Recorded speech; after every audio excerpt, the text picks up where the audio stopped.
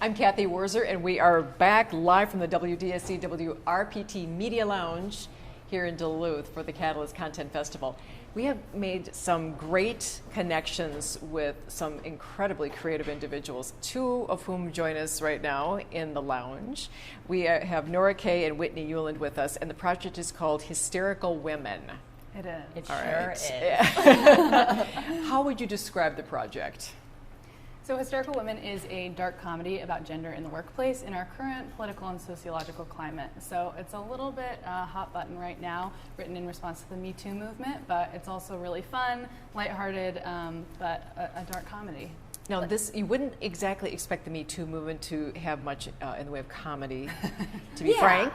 Yeah, I mean, there are definitely parts that are not so comedic, but the world in which it's an office comedy, and so the world of The Office definitely has like the physical comedy and like the buddies and I don't know, all of the good things that like a fun office has, and then also there's the underlying issues of gender inequality and sexual misconduct.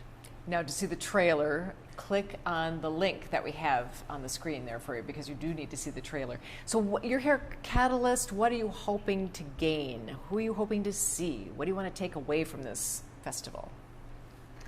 We're here for all of it, you know. No, we've already been meeting so many amazing people, other creators, which is really fun. We've been connecting with creators that we've met at other festivals and people that we'd love to work with in the future. And then, you know, they've done such a great job here at connecting us to people in the industry so that we can take this series beyond just this pilot that we've created and get it developed on network or streaming platform. So, is that the goal here, or would you want? There's of course many different platforms nowadays. What would be the ultimate if you had a magic wand and waved it and you got your wish? What would that be? I think anything along like the Netflix, Hulu, Amazon, Vudu Freeform, like all of these. There's so many incredible platforms right now. And they're like really supporting these original creators and really believing in these like new, diverse stories. And so any kind of platform like that is open to a story like this would be really exciting for us. Yeah, I think we're in a time right now where these networks are giving creators a lot of ownership of projects, which is so exciting for us. We, wrote, directed, and acted in the piece, and so that's something that we want to continue with and doing. And we feel like this is such a bingeable show that people are going to want to watch, all of it right away. What spurred you both to do something like this? You just said you did almost everything. We sure did.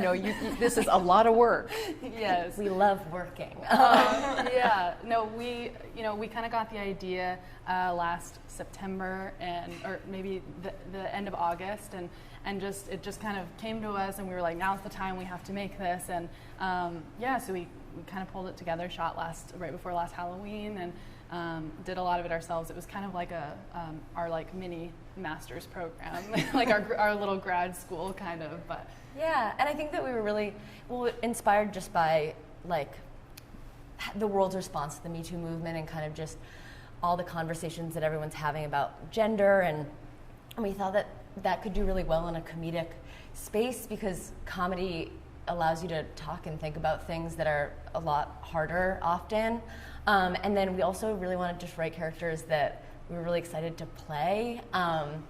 And we wanted to have like complex women and men, all of just a lot of different people interacting, not only in the office, but also in this kind of intellectual space of what are conversations about gender now.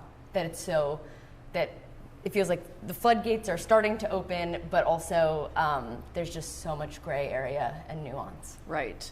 So here at Catalyst, you're making connections, which of course is the bedrock of the festival. What's the common theme so far that you've discovered when you're talking to some of your colleagues? I've noticed there are a lot of creator actors, right, or people that are wearing a lot of the different hats, people who wrote it and are also in their piece and things like that. That it's just a lot of people here that have this like excitement to be creating and are really taking ownership into their own hands and not waiting for people to hand them opportunities, which I think is where we came from with our idea too. We were like, well, no one's giving us this opportunity, we'll make it for ourselves. And it seems like a lot of the artists here feel the same way, which is really exciting. Yeah, there's this really exciting tenacity within kind of each person that we're meeting. They're like, yeah, I mean, I just had to shoot it. And we were like, yeah, we just had to shoot it too, you know? Interesting. You know, and especially though there's still a business model that you have to, you still have to make money, obviously. So what have you learned about that here? I mean, how do you think you're going to try to monetize this? Is it hooking into a really big distributor, as you mentioned, these different platforms, or would you go, can you do this independently somehow? Have you figured that out? That's an option as well. We're still trying to find, I think it's most important to us that we find the right people who are the most excited about this story and not just trying to cash in on something that's a hot topic right now. So we're open to different ideas, but we just want to make sure that it's people who are interested in telling the same story that we are. Yeah. So what do you think of Duluth, Minnesota? Is this your first visit here? It's so fun. Yes. Yeah. It's so amazing how close you guys are to the lake. Yeah. Like, it's just so right it's over right there. over there, I but know. it feels like such like a really lovely Midwestern town, and like in the streets, and all the architecture is so exciting. Flying in from Minneapolis, just the plane ride, we were just like, oh, it's so beautiful here. Yeah, we're really enamored with how autumnal it is yeah, here. It is a beautiful place. I Yes. really wish you both all the best. Thank you. Thanks And for I'm having hoping I us. can say, oh yeah, I remember I talked to those guys at Catalyst, and they're huge stars, and oh my gosh.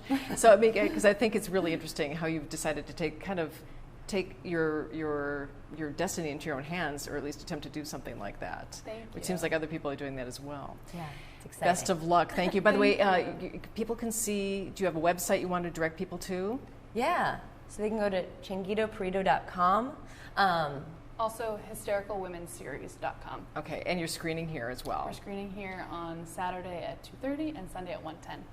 You know, that's a lot of pressure. It's a big commitment. It is. Yeah. Best of luck. Thank you so much. Thank you. We've been talking to Nora Kaye and Whitney Uland. Hysterical Women is the project. We'll be back with more here from the Media Lounge, the WDSC WRPT Media Lounge at the Catalyst Content Festival.